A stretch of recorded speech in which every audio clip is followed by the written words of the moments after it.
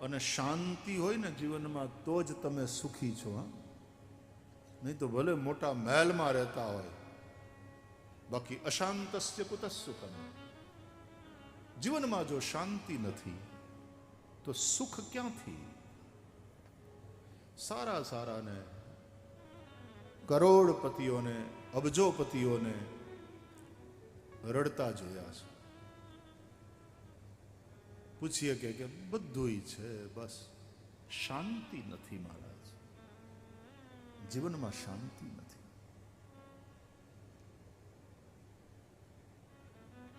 પેલા ગામડે રહેતા હતા, કાચા મકાનમાં રહેતા હતા, આકાશી ખેતી ઉપર જીવતા હતા, પણ ત્યાં શાંતિ હતી. આવી હાય હોય નહોતી. ગામડું છોડીને આવ્યા, ખૂબ કમાયા અહીંયા શહેરમાં, ભગવાને કૃપા કરી, બહુ પૈસા થયા. ત્રણેય દીકરાના બંગલા અલગ અલગ, ધંધા બહુ સારા ચાલે છે. મારા શાંતિ નથી. શાંતિ જો પૈસાથી, રૂપિયાથી વેચાતી મળતી હોત તો ગરીબને ભાગ્ય કોઈએ, પૈસાવાળાએ આવવા જ ન દીધી હોત. પણ શાંતિ રૂપિયાથી વેચાતી મળતી નથી. અને તેથી જંગલમાં ઝૂંપડી કરીને કોઈક સાધુ બેઠો હોય, 5 ઘરની ભિક્ષા માગીને પેટ ભરી લેતો હોય, પણ એની શાંતિ, એની મસ્તી એ જોઈને મોટા મોટા શ્રીમંતો એની પાસે જાય, પગે લાગવા, એના આશીર્વાદ લેવા. અશાંતસ્ય કુતઃ સુખમ. પેલા એ દુખી હતા, ગામડામાં રહેતા હતા, કાચા મકાનમાં, નળિયાવાળા મકાનમાં રહેતા હતા, ત્યારે દુખી હતા.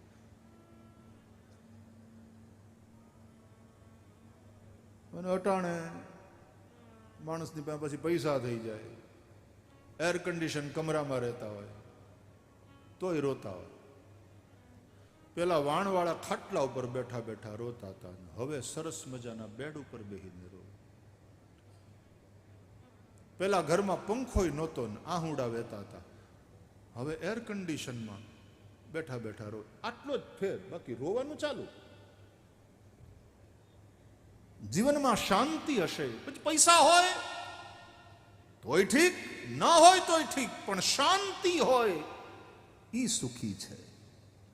ભગવદ્ ગીતા કહે છે, અશાંતસ્ય કુતઃ સુખમ ન ચાભાવયતઃ શાંતિ અશાંતસ્ય કુતઃ સુખમ.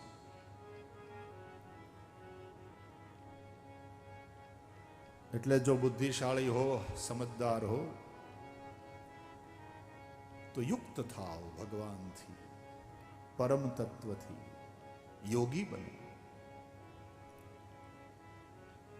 નાસ્તિ બુદ્ધિરયુક્તસ્ય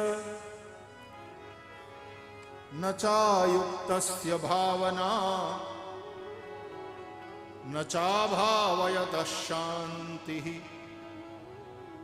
અશાંતસ્ય કુતઃ સુખમ. ભગવદ્ ગીતાના શ્લોકો એટલા સુંદર અને સૂત્રાત્મક છે.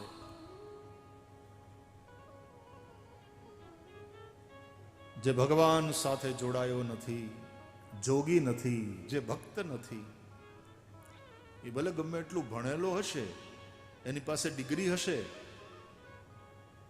પણ એ સમજદાર નથી, એ બુદ્ધિમાન નથી.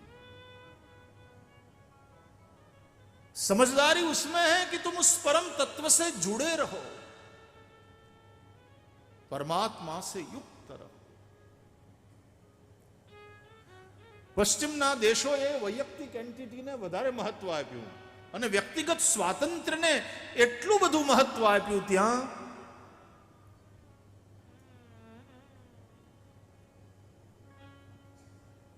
આપણા ઋષિઓએ કહ્યું, વ્યક્તિગત તમારું સુખ, વ્યક્તિગત તમારો સ્વાર્થ, વ્યક્તિગત તમારું ભલું ભૂલી જાઓ.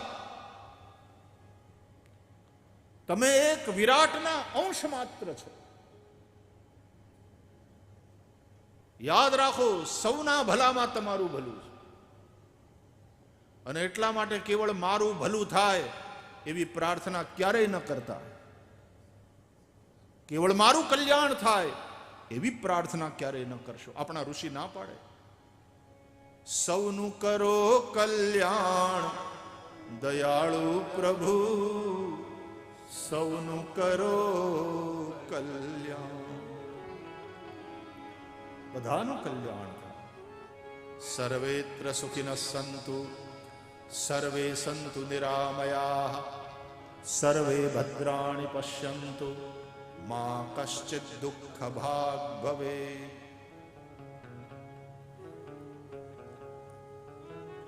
એક બ્રાહ્મણ અથવા તો જનોઈધારી ગાયત્રીનો જપ કરતો હોય તો એમ નથી કહેતો કે મારી બુદ્ધિને તમે પ્રકાશિત કરો કે શુભમાં પ્રેરિત કરો. એમ કહે છે ધિયો યો નઃ પ્રચોદયા. નઃ એટલે અમારી, મારી નહીં, નઃ અમારી. પર્જન્યો નઃ વર્ષતુ.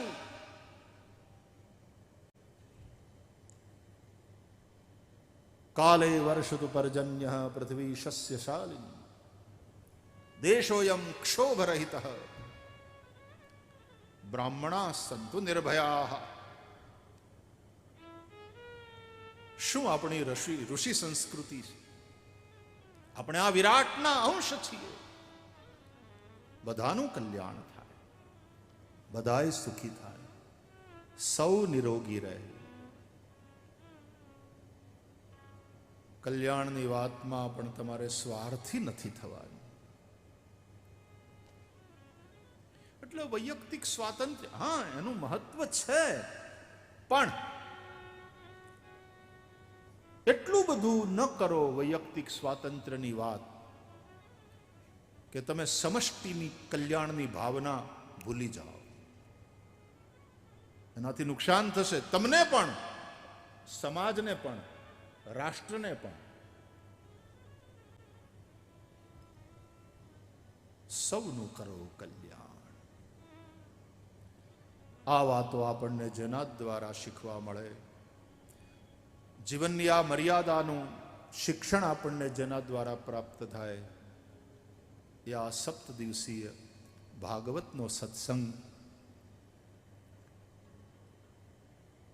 વ્યાસ ભગવાન કહે છે આ ભાગવત શું છે? નિગમ કલ્પતરોર ગલિતમ ફલમ શુકમુખાદમૃતદ્રવ સંયુતમ પિબત ભાગવતમ રસમાલયમ મુહુરહો રસિકા ભુવિ ભાવુકા.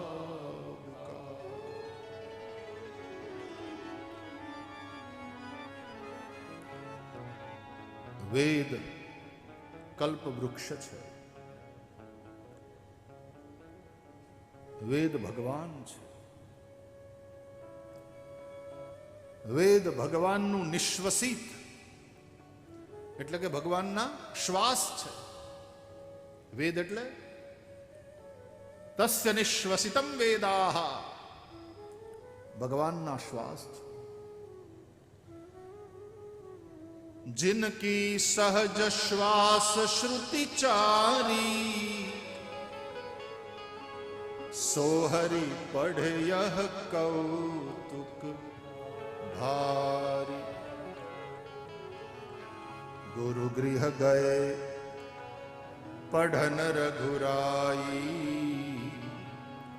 अल्प काल सब विद्या पाई. વેદ જેના સહજ શ્વાસ રૂપ છે એવા પરમ બ્રહ્મ પરમાત્મા. વ્યાસ ભગવાન કહે છે કે આ વેદ છે ને એ કલ્પ વૃક્ષ છે. કલ્પ વૃક્ષ એટલે તમે એની છાયામાં બેસો તો તમે જે કલ્પના કરો, તમે જે ઈચ્છા કરો એ તમને મળે. ઈચ્છિત ફળ આપનાર કલ્પ વૃક્ષ. વાંછા કલ્પતરુભ્યશ્ચ, વાંછા એટલે ઈચ્છા.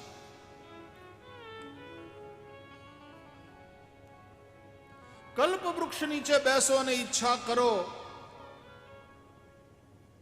એ તમને ન મળે તો એ કલ્પ વૃક્ષ નહીં, બાવળીઓ હશે. તમે બાવળને કલ્પ વૃક્ષ સમજીને બેઠા. આપણી જૂની સંતવાણીમાં એવું લખ્યું, કલ્પ વૃક્ષ નીચે કોઈ નર બેઠો, તૃષ્ણાની છિપાણી રે. હો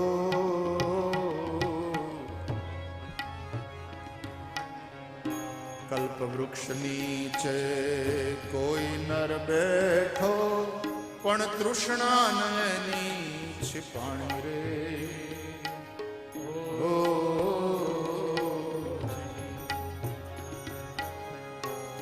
નહીં કલ્પયે નકી બાવળિયો, નહીં કલ્પયા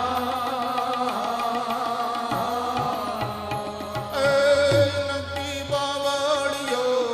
ભાગ્ય રેખા રે ભેળાણી મારા હરિજન, ભાગ્ય રેખા રે ભેળાણી મારા હરિજન. જૂના ધરમ લ્યો જાણી રે.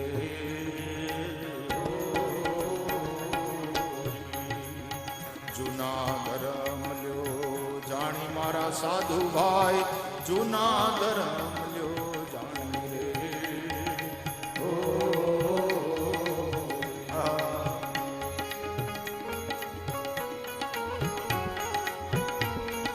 આ કથામાં મને સંતવાણી ગાવાનો મોકો મળશે. આમ તો રાતના કાર્યક્રમો આપણે રાખ્યા છે.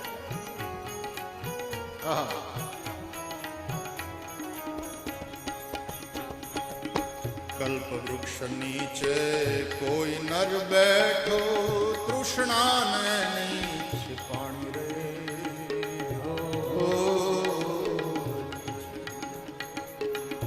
નહીં કલ્પે નકી બાવળિયો, નહીં કલ્પે. તમે ગયો નહીં કલ્પે નકી બાવળિયો, નહીં કલ્પે.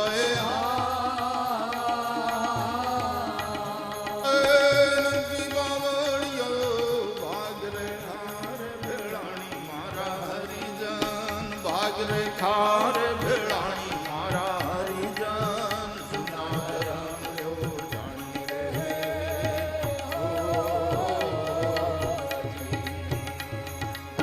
જૂના ધરમ લ્યો જાણી મારા સાધુ ભાઈ, જૂના ધરમ લ્યો જાણી રે.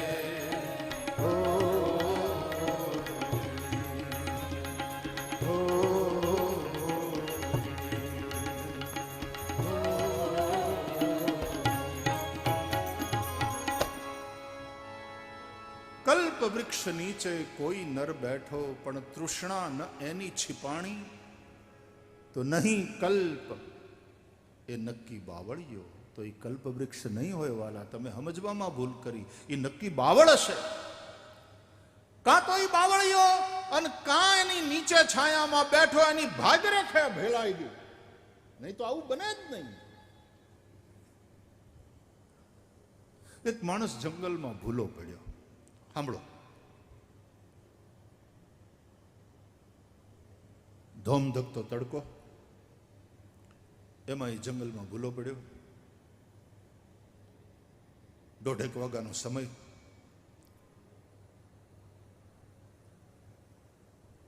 થાક્યો, ભૂખ્યો, તરસ્યો, પછી હાલવાની તાકાત ન રહી, એટલે એક ઝાડવું જોઈ અને એની છાયામાં બેહી ગયો. થડનો ટેકો લઈ બેસી ગયો. પરસેવો લૂછ્યો. હે ભગવાન, આ જંગલમાંથી કેમ બારો નીકળીશ?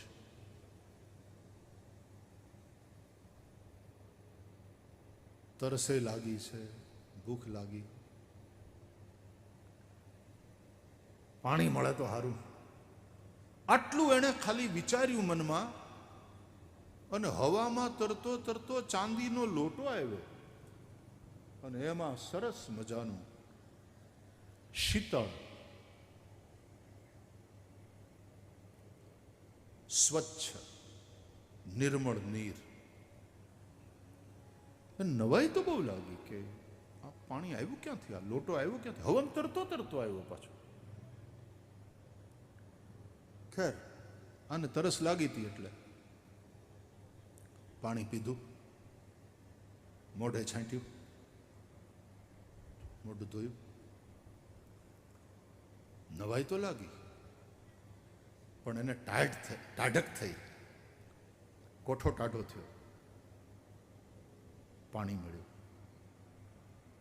ભૂખ બહુ લાગી હતી, પેટ ઉપર હાથ ફેરવ્યો કે હવે ખાવાનું મળે ને તો કંઈક શરીરમાં તાકાત આવે. તો થાળી તરતી તરતી આવી.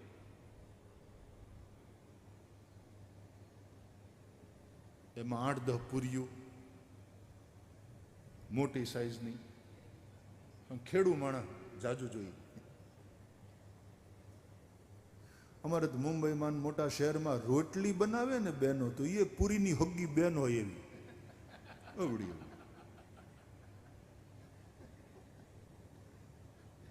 અને પછી પાછી પીરસવા આવે ત્યારે વળી પાછી મહેમાનને પૂછતી જાય, મૂકું રોટલી, મૂકું શાક, મૂકું દાળ, મૂકું ભજીયા, મૂકું. ઓલો કે હું પાણી મૂકું બીજી વાર તારે ઘેર જમવા આવું તો. આટલી નનકુડી રોટલી, હાવ પૂરીની હગ્ગી બેન સાઈઝમાં.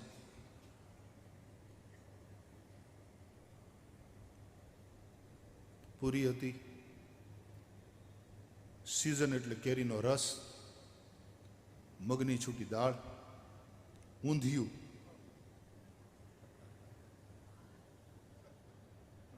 બટેટા વડા, ચટણી. હમાએ જમીન આવ્યા છો ને, નહીં તો આવું સાંભળીએ એટલે આપણને વળી પાછો કે વળી પાછી ભૂખ લાગે. હે તકનો ભાત, હે તકનો ભાત, કઢી ગરમ ગરમ અને શેકેલો પાપડ, પૂરી થાળી. તળેલા મરચા ભૂલી જવાય એ હતા. એને નવાઈ તો લાગી જોઈને કે કમાલ છે, આ બધું ક્યાંથી, કોઈ દેખાતું નથી પાછું. પણ ભૂખ એવી લાગી હતી, ઘોળ્યું, જ્યાંથી આવ્યું ત્યાંથી આવ્યું. પીરહણું તો આવ્યું ને, કેમ આપણે પીરહણા નથી આવતા ગામમાં, જમવા ન જઈએ ક્યાં હોય, પછી પીરહણું આવે. જમવા બેહી ગયો, પ્રેમથી જમ્યો. પેલો મોટો લોટો હતો ને એમાં પાણી હતું, હાથ ધોયા, કોગળો કર્યો, મોઢું વીસળ્યું, કોગળો કર્યો, પેટ ભરાઈ ગયું, રાજી થઈ ગયો.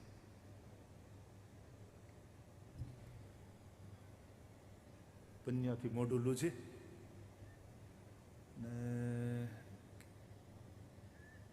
ભૂખ તરસ તો મટી ગયા, પેટ ભરાઈ ગયું. આમ એવો સારો વાહર આવે છે, સરસ હવા આવે છે. વાહર જેને ન સમજાય એના માટે. અને અમારા ભાગવતકારોની ભાષામાં કહું તો શીતળ મંદ સુગંધી સમીર વાહી રહ્યો હતો, ધીમો ધીમો. એ આડે પડખે થયો, થાક્યો તો, એમાં પેટમાં પડ્યું, આંખ્યું ઘેરાવા માંડી. આડે પડખે થયો પણ હાવ એમ એમ સીધે સીધી કેમ ઊંઘે, એને એમ થયું ઓહો હો આટલું મળ્યું, હવે જો અહીંયા મજાનો ઢોલિયો નાખ્યો હોય, અહીંયા એની માથે ગાડલું હોય, ઓશીકું હોય ને એક પાતળી પાતળી ચાદર હોય, ભારે ઊંઘ આવે. ત્યાં તો ઢોલિયો આવ્યો તરતો તરતો, હવામાં તરતો તરતો ઢોલિયો. એણે જે કલ્પ્યું હતું એ જ બધું હતું. નવાઈ બહુ લાગી, મોજ છે. ઠેકડો મારીને ઢોલિયા ઉપર પાતળી ચાદર ખેંચી સૂઈ ગયો. થાક્યો તો. એમાં કેરીનો રસ ગયો પેટમાં,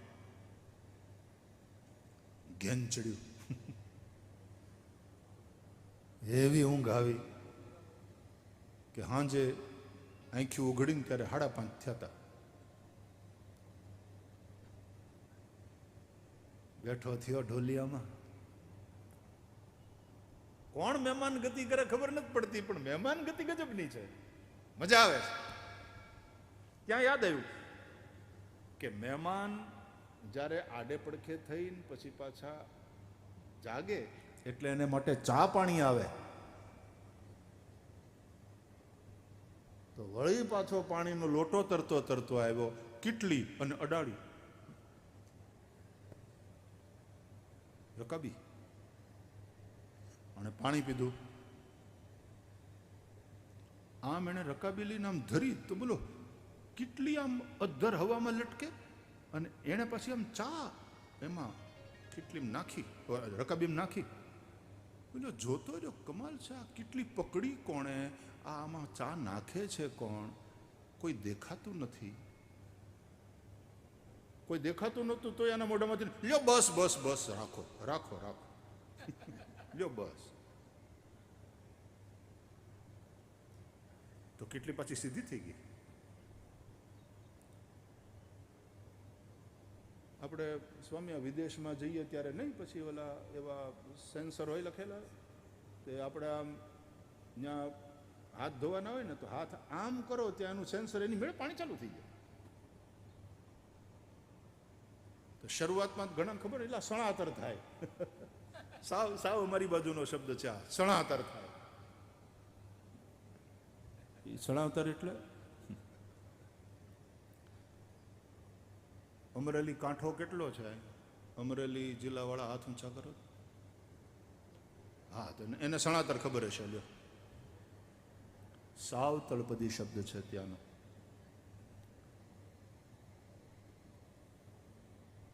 ચા પીધી કે સા પીધો?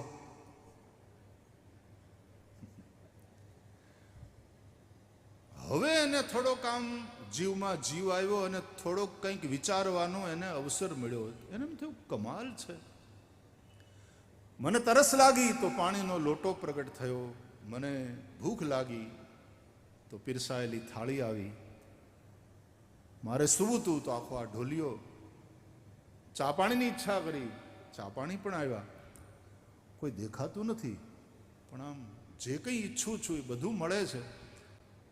પછી એને બેઠા બેઠા એવો વિચાર આવ્યો, આમ ઝાડવાની માથે જોયું, એને બહુ ખોટો વિચાર આવ્યો. આવો વિચાર કરવાની જરૂર નહોતી, એને વિચાર આવી ગયો. આપણને બધાને આવે ને, આટલી કથા તમે સાંભળી હમણાં, તમને વિચાર આવ્યો નક્કી ભૂત હોવું જોઈએ.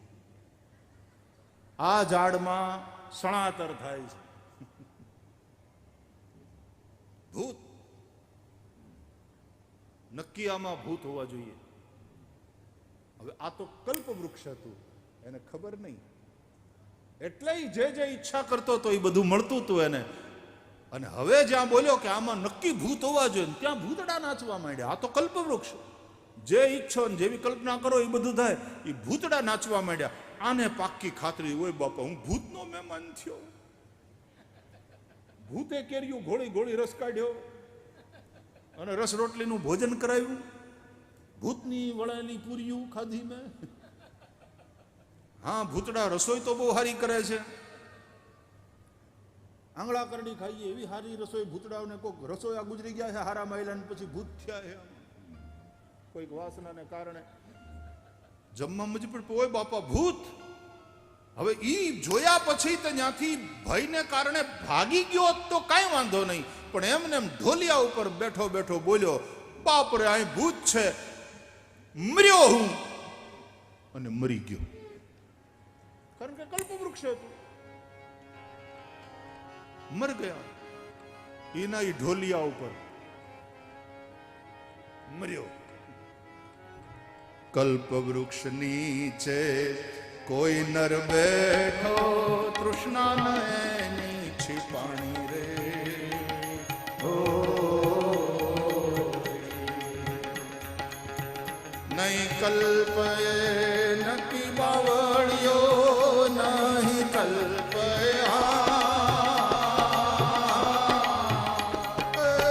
નકી બાવળિયો ભાગર ખારે ભેળાણી મારા હરિજન ભાગર ખારે ભેળાણી મારા હરિજન જૂના ધરમ યો જાણી રે.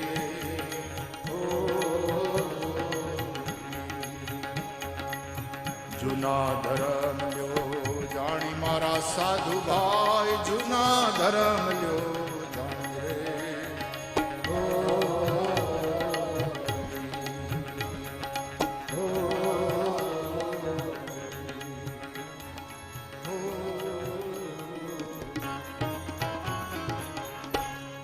વ્યાસ ભગવાન કહે છે શ્રીમદ ભાગવત એ વેદરૂપી કલ્પવૃક્ષનું પરિપક્વ ફળ છે.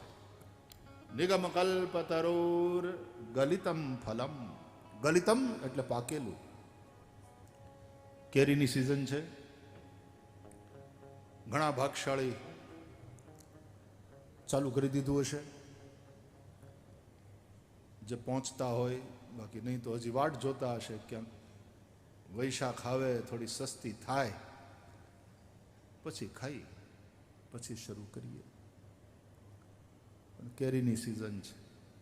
કેરીને આપણે ત્યાં અમૃત ફળ પણ કહે છે ઘણા. અને શ્રીમદ ભાગવત અમૃત ફળ છે. વેદરૂપી કલ્પવૃક્ષનું પરિપક્વ ફળ નિગમ કલ્પ તરોર ગલિતમ ફલમ. ફળ એટલે વૃક્ષનો સાર.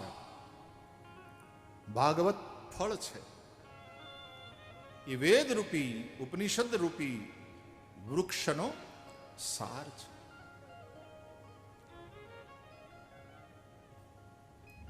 વેદોપનિષદામ સારા જાતા ભાગવતી કથા.